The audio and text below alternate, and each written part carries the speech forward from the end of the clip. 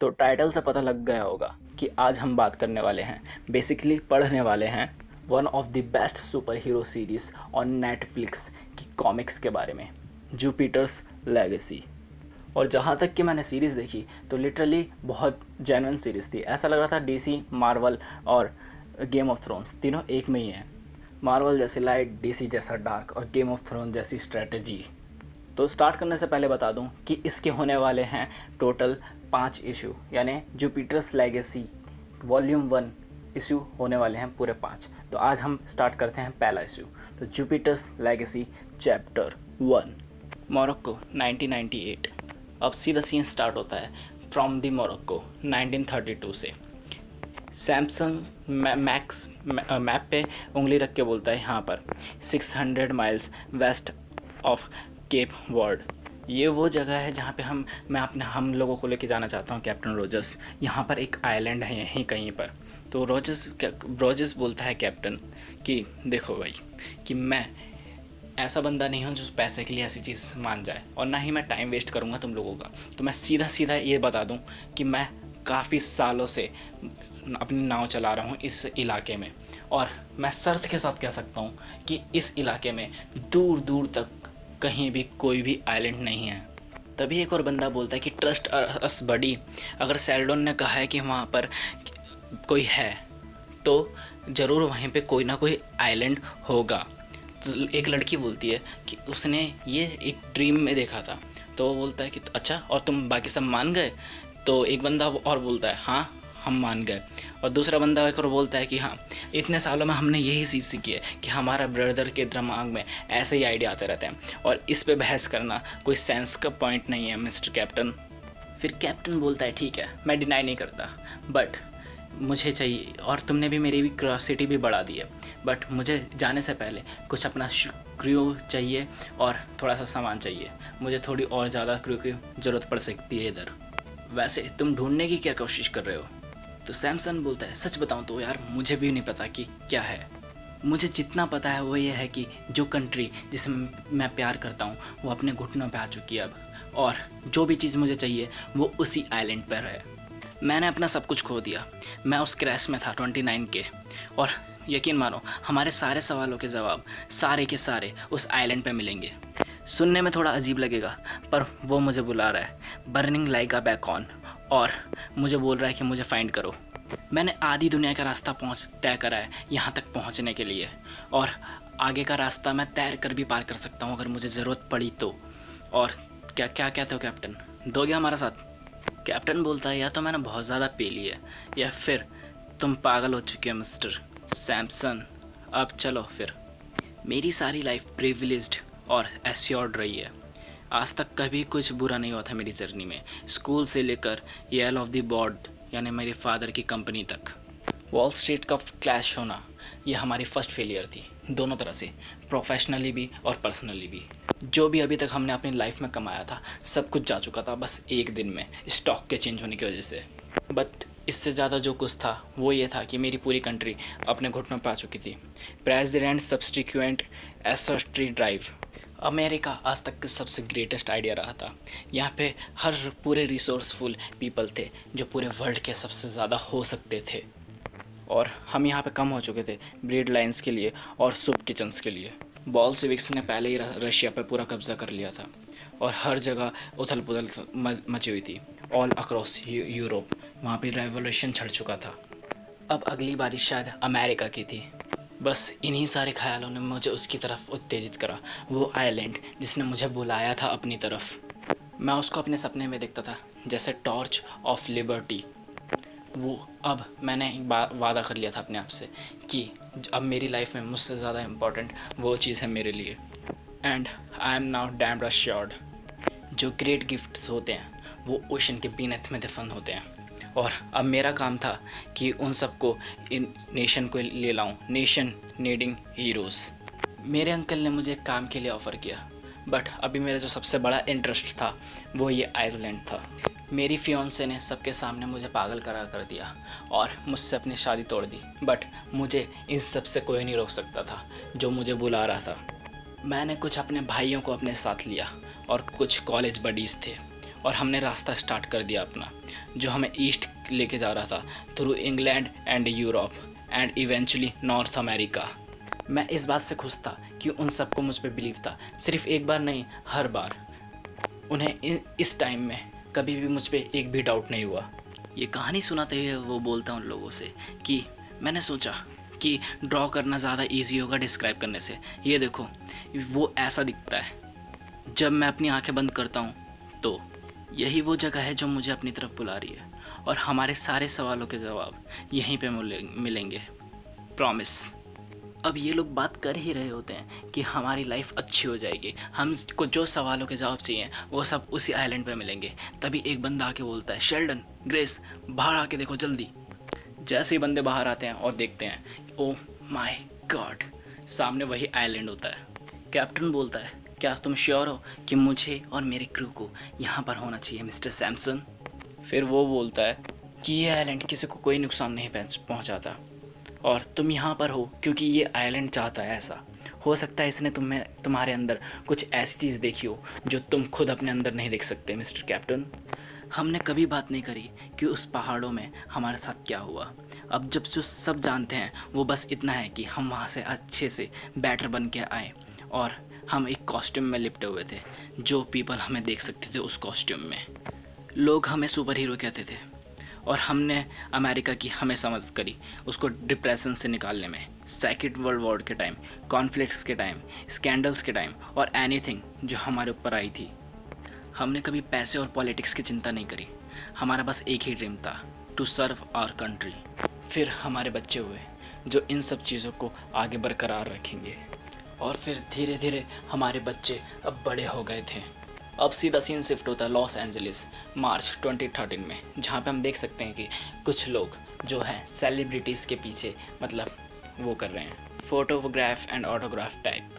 अब पार्टी के सीन में हम देख सकते हैं कि सैमसन का लौंडा ब्रैडॉन अपने दोस्तों के साथ पार्टी में बैठा हुआ है, और वो बोलता है कि देखो, वो हर चीज़ पे अपना नाम लिखे जा रही है।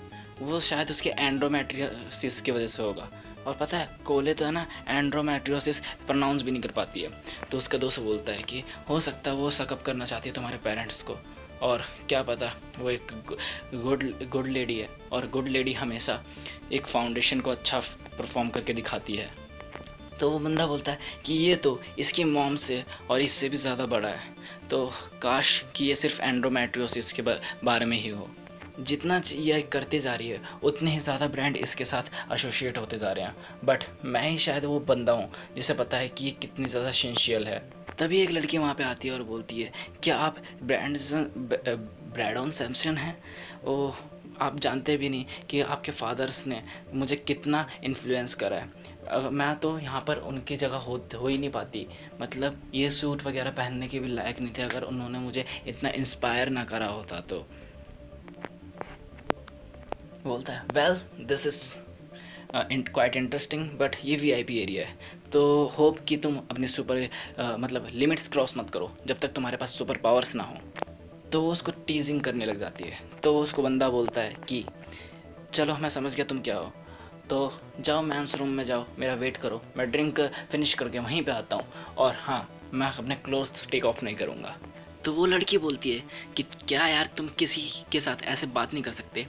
माना कि तुम यूटोपियन के बेटे हो, बट ऐसा नहीं है कि तुम हर किसी से अच्छे हो। तो एक ब्लैक वुमन बोलती है, जाने दो कैंड्रा, ये गाय इडियट है, हम किसी और से बात कर लेंगे। तो बंदा बोलता है, इसमें तेरा घाटा मेरा कुछ नहीं जाता।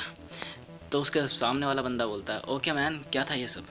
तो बोलता है, कुछ नहीं यार, मैंने जस्ट सुना कि ओमेगा और सैमसंग ने मेरा कॉन्ट्रैक्ट कैंसिल कर दिया है। वो नीचे बात कर रहे हैं, बट शायद वो भूल गए हैं कि मेरे पास सुपर हियरिंग की पावर है।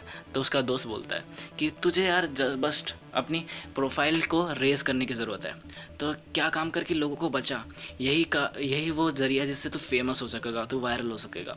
तो बंदा बोलता है कि क्या कह रहे हो मुझे ये सब करने के लिए? मेरे डैड थे ना, मेरे डैड वो बोलते हैं कि तुम अभी इतने ज़्यादा अच्छे नहीं हुए जितने ज़्यादा मतलब तुम्हें सुपर हीरो बनने की और ज़रूरत है। और जैसे पुराने टाइम में ओल्ड फाइट्स करके कूल बन जाते थे, आजकल वैसा नहीं है। क्या यार, ग्रेट बैटल्स थी वो ख़त्म हो चुकी हैं, और जो विलन्स थे, जो जेन्युइन विलन थे, वो 20-20 साल पहले ही मर चुके हैं। अबे मेरे बाप को कोई समझाए कि उनका टाइम गोल्डन एज था।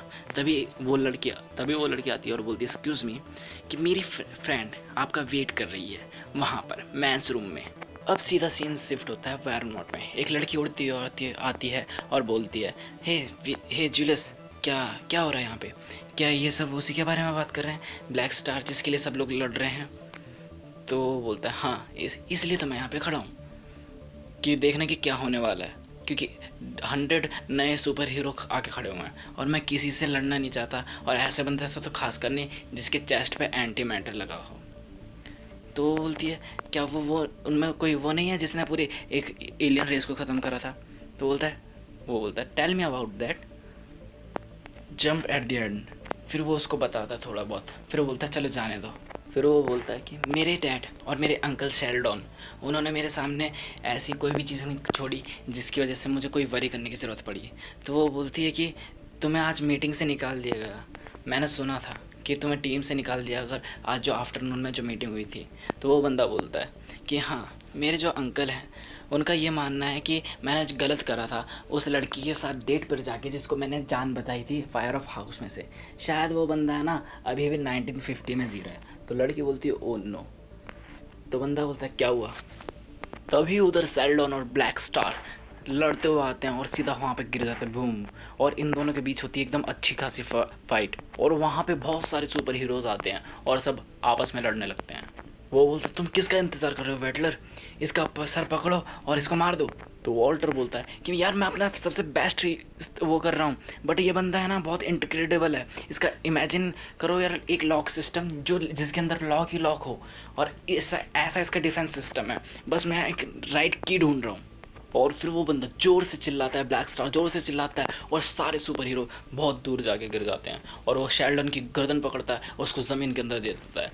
तभी वॉल्टर उसके ब्रेन के अंदर घुस जाता है और उसको एक पानी की जगह में लाकर खड़ा कर देता है। There that's better. वॉल्टर उसको बोलता है, sorry for the confusion buddy, but मैंने तुम्हारी बॉडी को और ब्रेन को अलग कर दिया और तुम्हें एक साइकिक कंडीशन में लाके खड़ा कर दिया है, और ये वो बीच है जहाँ मैं 6 साल पहले आया करता था। और उस पाए लाकर बोलता है, ये लोग खाना चाहोगे? तो बोलता है, ये क्या कर रहे हो तुम मेरे साथ हैं, और तुम लोग कर क्या रहे हो मेरे साथ, क्या कर दिया तुमने? तो वो बोलता है कि ज़्यादा तो कुछ नहीं यार, बट शायद फिजिकल कंडीशन में शेल्डन तुम्हें मार रहा है, बुरा लगेगा या कहने में, बट वो शायद एक कार की स्पीड से तुम्हें पेले जा रहा है। तो बंदा बोलता, ओ गॉड। और इधर हम देख सकते हैं कि शेल्डन सच में इसको बहुत बहुत बुरी तरह से मारा जा रहा होता है। फिर ये बंदा उठ के बोलता है, क्या सब ठीक है? तो सब बोलते हैं, हाँ यूटोपियन। अब शेल्डन दी यूटोपियन बोलता है कि जो ब्लैक स्टार का जो लेवल था वो हाफ ऑफ मिस आवर का था, तो ये लास्ट टाइम था जो वो भागा था गवर्नमेंट होल्डिंग पेन सोसाइटी से। तो चलो कोई बात नहीं, हमने इसको कैजुअलिटी पकड़ जो लिया। तो वहाँ पे जो होता है हमारा जीलस, वो बोलता है कि सर हमने सुपर मैक्स को फ़ोन कर दिया, वो 20 मिनट्स के रास्ते पर है।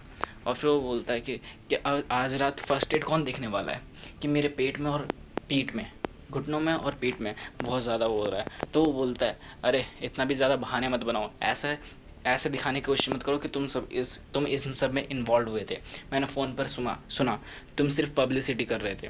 तो उधर से ग्रेस बोलती है कि कम से कम वॉल्टर के बॉय शोड अप तो हुए। तो वो बोलता है, अपने बच्चों को क्या? तो वो बोलती है कि ये रियली शॉकिंग है, बट हमारे बच्चों के से अभी तक कोई रिस्पॉन्स नहीं आया, और बट मैंने उनको कॉल करा था। तो वॉल्टर बोलता है कि ये अनफेयर है यार। तो बोलता है, एक्सक्यूज़ मी, क्या? तो बोलता है कि उनकी ये चॉइस नहीं थी कि वो ऐसे काम करें। तो फिर वो बोलता है कि बेटा, great powers come with great responsibility. तो वॉल्टर बोलता है कि ऐसा नहीं है कि उनकी मर्ज़ी नहीं थी कभी से, और ऐसा नहीं है कि वो सुपर हीरो हैं तो तुम उन पर ज़बरदस्ती रिस्पॉन्सिबिलिटीज़ थोपोगे। अब इन दोनों में बातों बातों की लड़ाई शुरू होने लगती है, और बाकी इकोनॉमिस्ट वगैरह वगैरह वगैरह एक बार खुद पढ़ लेना कॉमिक के लिंक डिस्क्रिप्शन में। और तो यूटोपियन बोलता है कि तुम्हें ये मानना पड़ेगा कि हम लोग गवर्नमेंट के एम्प्लॉय हैं बस। तो बोलता है कि नहीं, हम लोग नहीं, मैं तो बिल्कुल नहीं। अब इन लोगों में, इन तीनों में एकदम अच्छी खासी बातों में लड़ाई होना चालू हो जाती है, कंट्रीज़ को लेकर और खुद की स्वतंत्रता को लेकर। मतलब इंडिपेंडेंस को लेकर। यूटोपियन बोलता है ज़बान संभाल के बात करो, तो वो बोलता है ओह सॉरी सॉरी शेल्डन, मैं भूल गया था, मैं शायद ज़्यादा बूढ़ा होता जा रहा हूँ इसलिए मेरे साथ ये सब हो रहा जा रहा है। पर तुम एक चीज़ भूल रहे हो कि मैं एक इनक्रेडिबल ब्रेन है मेरे पास, और मैं यहाँ पे बैठे बैठे एक प्रेसिडेंट का दिमाग कंट्रोल कर सकता हूँ। तो वो बोलता है कि हमारे मोरल ऐसा नहीं कहते यार, हमको अपने काम पर ध्यान देना चाहिए। और जोर से चिल्ला के बोलता है अब से हम अपना काम करेंगे और जो पॉलिटिक्स है वो सिर्फ पॉलिटिशियंस पे छोड़ देंगे। सबने मेरी बात को समझा? तो बोलता है absolutely sir, your wish is our humble command. तो अगला सीन सीधा शिफ्ट होता है 4 बजे लॉस एंजलिस में, जहाँ पे इन लोगों की बेटी बोलती है क्या वो सच में तुम पे पागल है? और मैं सच बताऊँ तो मॉम तो सच में मुझ पे पागल है। उन्होंने मुझ पर कितनी बार फॉल किया, और मैंने जब उनको बताया कि मेरा सेल फ़ोन ख़राब हो चुका है तो उन्होंने मुझे नॉन कंफर्टेबल कहा। वो तो चाहती, मतलब उनको तो खुश होना चाहिए मेरी चैरिटी से, बट वो तो चाहती हैं कि मैं लोगों के मुंह पे पंच करूं। तो यार मैं कैसे लोगों को मार सकती हूँ? मैं तो खुद बुद्धिस्ट हूँ और वेजिटेरियन भी हूँ, और दूसरे लोगों को मैं कैसे मार सकती हूँ? तो वहाँ पे वो जो बंदा होता है वो बोलता है कि अच्छा तो तुम इन सब पावर का क्या करोगी? और जो लड़की होती है दूसरी वो बोलती है कि हम लोग को ब्लेस्ड हुए हैं इस जैनन पावर से। और तुम्हें वो मैरियाना ट्रेंच वाला किस्सा तो याद ही होगा।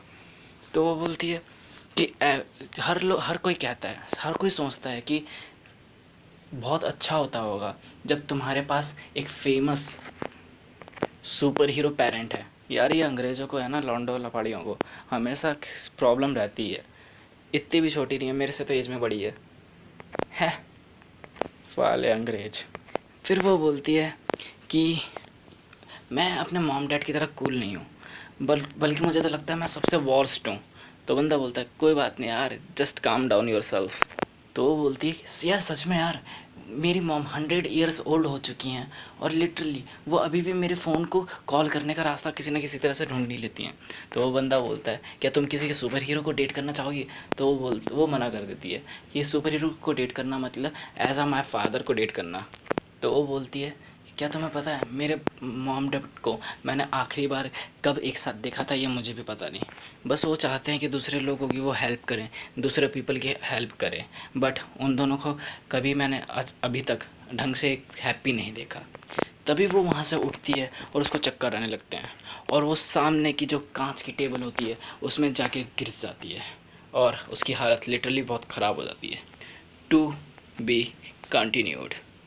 तो इसी के साथ ख़त्म होता है वॉल्यूम 1 का चैप्टर 1 जुपिटर्स लेगेसी। लिटरली सच बताऊँ तो यार कॉमिक तो अच्छी है, बट कॉमिक इतनी बड़ी भी नहीं है जितनी बड़ी हमारी वो एटर्नल्स की कॉमिक्स थी। बट इसमें लिटरली बहुत ज़्यादा डायलॉग है, एक्शन कम है और डायलॉग्स बहुत ज़्यादा है। और हमें क्या सीखने को मिलता है इससे कि कितना भी अच्छे बन जाओ, अंग्रेज़ों को हमेशा प्रॉब्लम होती है, फाले अंग्रेज। So I hope do you like it. और इस कॉमिक की लिंक डिस्क्रिप्शन में है, एक बार खुद भी पढ़ो और डिटेल में पढ़ो, बहुत जहर। तो ऐसे ही कॉमिक्स पढ़ने के लिए, सुनने के लिए, देखने के लिए स्टे ट्यून्ड विद अस। और बदले में चाहिए हमको आपसे थोड़ी motivation in the form of like, subscribe करो और कमेंट करना मत भूलना, जैसा भी लगा, अच्छा बुरा या लिटरली एक एक चीज़ जो भी आपको इसमें लगी हो कुछ भी बता दो। और हाँ, शेयर करना बिल्कुल मत बदला, क्योंकि जितने ज़्यादा लोग होंगे उतना ज़्यादा मज़ा आएगा। तो बाय।